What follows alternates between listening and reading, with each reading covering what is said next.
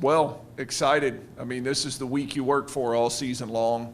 Our 16th NCAA tournament's pretty remarkable to think about. But this, this is the work started in January to replace kids like Katie Eisenbarger and Lauren Matthews, and to be sitting here, back in the NCAA tournament. Just excited. I'm excited because our team is playing well, and I think our team is confident, and so I'm looking forward to this first challenge. What was your reaction when you finally saw it? It took forever. Name come across the screen. What was your reaction when you all? Yeah, this is, you're glad you're an automatic qualifier when it waits that long in the bracket. We were in the last bracket. Kind of had a gut feeling we were probably headed to Tennessee, especially after, some of the other regionals, right around us were clipped off the board. And, glad to be reachable for our fans. Glad to be going to a place that we actually just were last season. We played in that environment a year ago, which I think is always nice. We were seated about like I thought we would be seated, and Coastal Carolina caught me off guard a little bit. You start thinking about who might be stuck in there, and they were not present in my mind when that popped up there, but have had a great year. Really appreciate what they've done this year. They were a little bit off the radar, even within the Sun Belt Conference at the beginning of the year, but they've had a freshman really step up and be special. And a great story. They had a kid that was the player of the year in the Sun Belt Conference this year that wasn't even on the preseason all-conference team. And so they've had a couple kids that have dramatically changed their fortunes, and they end up winning a league, that was in the regular season and the tournament that was a 4-bid league this year. And so we've got a challenge ahead of us for sure. Like you said, you've been at Tennessee before. Does it kind of help you feel better or help the team feel better that you go into a gym where you've already been there before, you already know what it looks like and stuff, instead of going somewhere where you've never been? Yeah, I think it does. And, it's nice to go to a different environment for the NCAA tournament because, we haven't been to Knoxville before for the NCAA tournament. But like, we said, we played there last year during the regular season. There'll be a level of comfort in that. We not only played there, we won there, a year ago. And so, Tennessee's a dramatically improved team should we get the opportunity to advance and play them. And it would be a massive challenge for us. But it's always, for me this time of year, it's always better to hop on a bus than it is to have to deal with flights and all of those kinds of things. And so, it's a pretty easy trip to Knoxville, a place that our fans can reach if they want to join us. And it's going to be a good competitive little sub-regional. And so I'm excited today. I'm excited to get to work and, put the work in preparing for Coastal Carolina. You mentioned how you thought that you all ended up almost exactly where you thought you were going to be. Were you happy with that position? Do you think you all deserve it better? Well, if you really look at the metrics, I think we probably are a little undervalued, especially if you dig deep. And a lot of times the committee can't get this deep in the weeds. But as I've told you throughout the year, we've only lost one match this year at full strength. And that was in 5 to number 9 Arkansas. And so, I think our RPI was 16, 17, something like that this week. I thought we should have been a legitimate in the conversation to potentially host, and if not a 5 seed right under that. We ended up as a 6. I get it. I certainly don't think we were overvalued being a 6, but I think they did a solid job placing us in the bracket.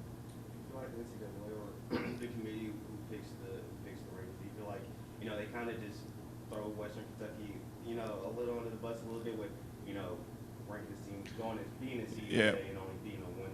Yeah. I think we're always probably a little undervalued for who we are. It's the life of a mid-major, right? Like no matter what you do, in terms of a proving ground, no matter what your history is, I think we're more respected than we've ever been across the world of college volleyball.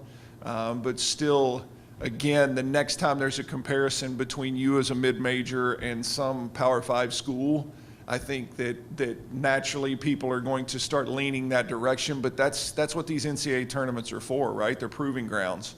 And we've pulled off some awfully big wins, not only in the NCAA tournament but throughout the regular season over the past several years against the likes of the SEC and the Big Ten. And so this is just another opportunity, and this is a team I think that'll look forward to that. You mentioned Coastal earlier, a little bit like what do you know about them, how their schedule's going this year? Yeah, spent a lot of time late last night watching Coastal. Didn't know a lot about them preseason.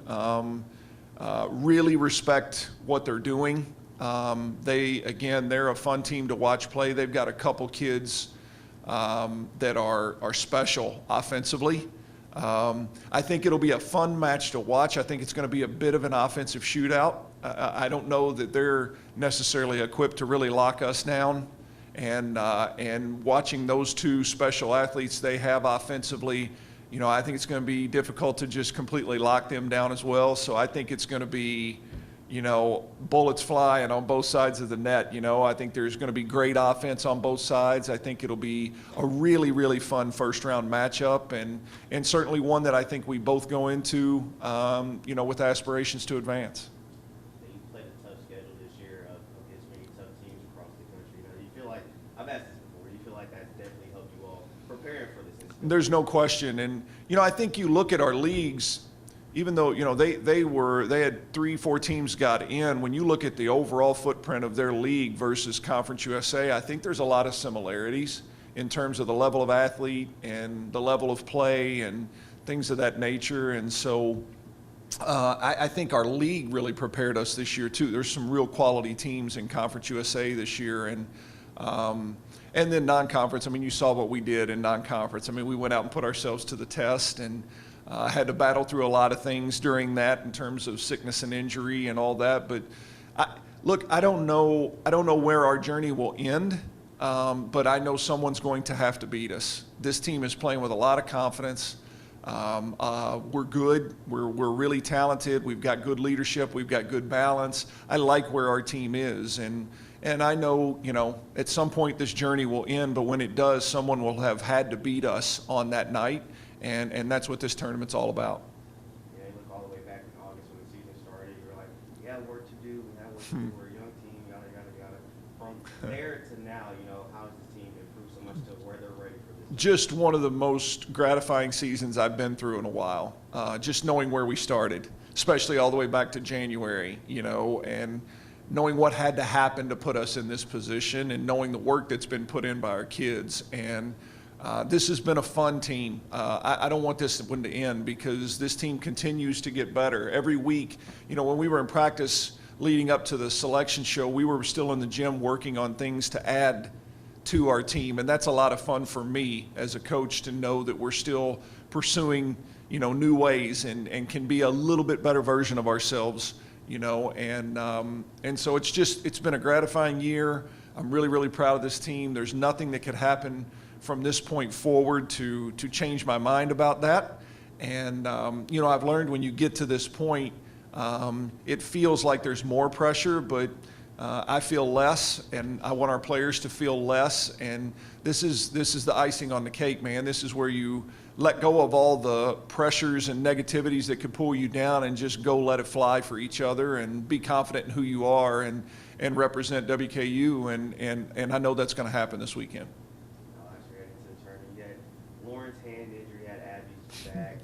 This year, are we good? Yeah, you're reminding me. Maybe we shouldn't practice this week. We had, like you alluded, we had 2 injuries in practice the week of the NCAAs last year. And, we're relatively healthy right now. Callie Bauer's still dealing with her shoulder injury, but we seem to be managing that well. But otherwise, we seem pretty healthy, and hopefully this is the week that we get a little bit of the luck that we haven't necessarily experienced throughout the year. And because if we're a healthy team, I think we're going to be a pretty tough out.